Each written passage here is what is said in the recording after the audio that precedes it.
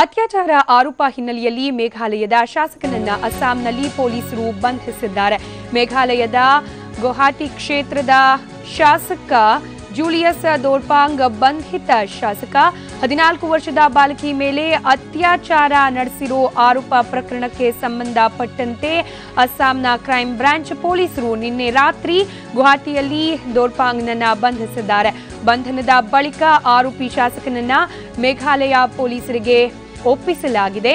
ಈ ಸಂಬಂಧ ಡಿಸೆಂಬರ್ 16ರಂದು ಬಾಲಕಿಯ ಕುಟುಂಬ ಪ್ರಕರಣವನ್ನ ದಾಖಲಿಸಿತ್ತು.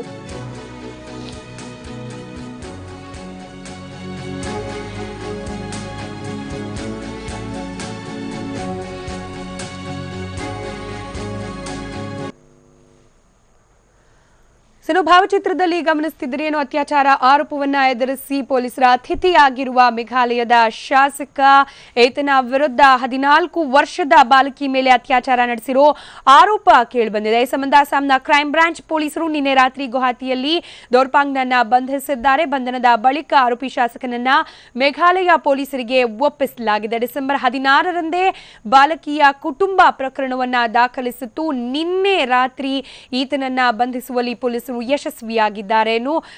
ಅಸ್ಸಾಂನಲ್ಲಿ ಪೊಲೀಸರು ಈತನನ್ನ ಬಂಧಿಸಿರೋದು ಮೇಘಾಲಯದ ಗುವಾಹಟಿ ಕ್ಷೇತ್ರದ ಪಕ್ಷೇತರ ಶಾಸಕ ಈತ ಅನ್ನೋ ಮಾಹಿತಿ ಲಭ್ಯವಾಗಿದೆ. ಬಗ್ಗೆ ಮತ್ತಷ್ಟು ಡೀಟೇಲ್ಸ್ ಕೊಡ್ಲಿಕ್ಕೆ ದೂರವಾಣಿ ಸಂಪರ್ಕದಲ್ಲಿದ್ದಾರೆ ನಮ್ಮ ಪ್ರತಿನಿಧಿ ಚಂದ್ರಮೋಹನ್.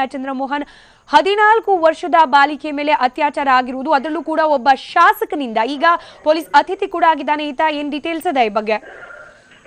ಹೌದು ಸ್ಮಿತಾ, ಕಳೆದ ವರ್ಷದ ಡಿಸೆಂಬರ್ 16ರಂದು ಈ ಘಟನೆ ನಡೆದಿತ್ತು. ಮೇಘಾಲಯದ ಪಕ್ಷೇತರ ಶಾಸಕ ಜೂಲಿಯಸ್ ಕೆ ಡೋರ್ಪಾಂಗ್ ಎನ್ನುವಾತ 14 ವರ್ಷದ ಬಾಲಕಿಯ ಮೇಲೆ ಅತ್ಯಾಚಾರವನ್ನು ಎಸಗಿದ್ದ. ಅಂದೇನೆ ಇವತ್ತು ಬಾಲಕಿ ಪೊಲೀಸ್ ಠಾಣೆಗೆ ಕೂಡ ದೂರನ್ನು ನೀಡಿದ್ಲು. ಪೊಲೀಸರು ಪೋಸ್ಕೋ ಮತ್ತು ಬೇರೆ ಬೇರೆ IPC ಸೆಕ್ಷನ್ಗಳಡಿ ಶಾಸಕನ ವಿರುದ್ಧ FIR ಅನ್ನು ದಾಖಲಿಸಿಕೊಂಡಿದ್ರು. ಆದ್ರೆ ಬಳಿಕ ಶಾಸಕ ಪೊಲೀಸರ ಕೈಗೆ ಸಿಗದೇನೆ ತಲೆಮರೆಸಿಕೊಂಡಿದ್ದ. ಕಳೆದ ಬುಧವಾರ ಶಾಸಕನ ಬಂಧನಕ್ಕಾಗಿನೇ ಪೊಲೀಸರು ನಾನ್ ಬೇಲಬಲ್ ಅರೆಸ್ಟ್ ವಾರೆಂಟ್ ಅನ್ನು ಕೂಡ ಹೊರಡಿಸಿದ್ರು. ಇವತ್ತು ಬೆಳಿಗ್ಗೆ ಶಿಲಾಂಗ್ನ ಪೊಲೀಸರು ಪಕ್ಷೇತರ ಶಾಸಕ ಜೂಲಿಯಸ್ ದೋರ್ಪಾಂಗ್ ಅನ್ನ ಬಂಧಿಸಿ ಈಗ ಶಿಲಾಂಗ್ ಪೊಲೀಸ್ ಠಾಣೆಗೆ ಕರೆತಂದಿದ್ದಾರೆ. ಈಗ ಈತನ ವಿರುದ್ಧ ವಿಚಾರಣೆಯನ್ನ ನಡೆಸಲಾಗ್ತಾ ಇದೆ. ಈಗಾಗಲೇ ಪೋಕ್ಸೋ ಮತ್ತು ಬೇರೆ ಬೇರೆ IPC ಸೆಕ್ಷನ್ಗಳಲ್ಲಿ ಕೇಸ್ ಕೂಡ ದಾಖಲಾಗಿದೆ. ಈಗ ಪೊಲೀಸರು ವಿಚಾರಣೆಗೆ ಒಳಪಡಿಸಿ ಸಾಕ್ಷಿಗಳನ್ನ ಕಲೆ ಹಾಕ್ತಾ ಇದ್ದಾರೆ. ಬಳಿಕ ನ್ಯಾಯಾಧೀಶ ಎದುರುಗಡೆ ಹಾಜರುಪಡಿಸಿ ಮತ್ತೆ ತಮ್ಮ ವಶಕ್ಕೆ ನೀಡಿ ಅಂತೇಳಿ ಮನವಿ ಮಾಡಿಕೊಂಡು ಹೆಚ್ಚಿನ ವಿಚಾರಣೆಯನ್ನ ನಡೆಸಲಿದ್ದಾರೆ. ಮುಖ್ಯವಾಗಿ ಈತ 51 ವರ್ಷದ ಪಕ್ಷೇತರ ಶಾಸಕ. ಈತನೇ ಈಗ ಬಾಲಕಿಯ ಮೇಲೆ ಅತ್ಯಾಚಾರ ನಡೆಸತಕ್ಕಂಥ ಆರೋಪವನ್ನು ಎದುರಿಸ್ತಾ ಇದ್ದಾನೆ.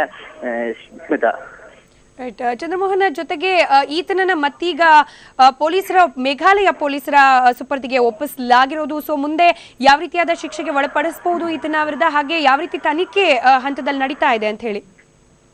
ಸ್ಮಿತಾ, ಈ ಅತ್ಯಾಚಾರಕ್ಕೆ ಸಂಬಂಧಪಟ್ಟಂತೆ ಪೊಲೀಸರು ಈಗ ಆರೋಪಿ ಶಾಸಕನನ್ನ ವಿಚಾರಣೆಗೆ ಒಳಪಡಿಸಿದ್ದಾರೆ. ಸಾಕ್ಷ್ಯಗಳನ್ನ ಕಲೆ ಹಾಕ್ತಾ ಇದ್ದಾರೆ.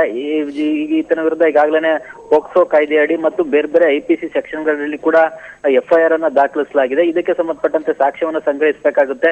ಎಲ್ಲ ಸಾಕ್ಷ್ಯಗಳನ್ನ ಸಂಗ್ರಹಿಸಿ ಪೊಲೀಸರು ತನಿಖೆಯನ್ನ ನಡೆಸಿ ನ್ಯಾಯಾಲಯಕ್ಕೆ ಚಾರ್ಜ್ ಶೀಟ್ ಅನ್ನ ಸಲ್ಲಿಸ್ತಾರೆ. ಆ ಕೋರ್ಟ್ ನಲ್ಲಿ ಮುಂದೆ ವಾದ ಪ್ರತಿವಾದ ನಡಿಬೇಕಾಗುತ್ತೆ. ನಡೆದ ಬಳಿಕ ನ್ಯಾಯಾಲಯ ಈತನಿಗೆ ಶಿಕ್ಷೆಯನ್ನ ವಿಧಿಸಬೇಕಾಗುತ್ತೆ. ಒಂದು ವೇಳೆ ಪೊಲೀಸರು ಸಮರ್ಪಕವಾದಂತಹ ಸಾಕ್ಷ್ಯಾಧಾರಗಳನ್ನ ಕೊಟ್ರೆ ನ್ಯಾಯಾಲಯ ಕೂಡ ಅವುಗಳನ್ನೆಲ್ಲ ಪರಿಗಣಿಸಿ ಸೂಕ್ತ ಜೈಲು ಶಿಕ್ಷೆಯನ್ನ ವಿಧಿಸಬಹುದು. ಈಗ ಈತ ಜಾಮೀನನ್ನ ಪಡೆಯಲಿಕ್ಕೂ ಕೂಡ ಅರ್ಜಿಯನ್ನ ಸಲ್ಲಿಸಲಿಕ್ಕೆ ಅವಕಾಶ ಇದೆ. ಈ ಜಾಮೀನನ್ನ ನೀಡಬೇಕಾ ಬೇಡವಾ ಅನ್ನೋದ್ರ ಬಗ್ಗೆ ಕೋರ್ಟ್ ತೀರ್ಮಾನವನ್ನ ತೆಗೆದುಕೊಳ್ಳುತ್ತೆ.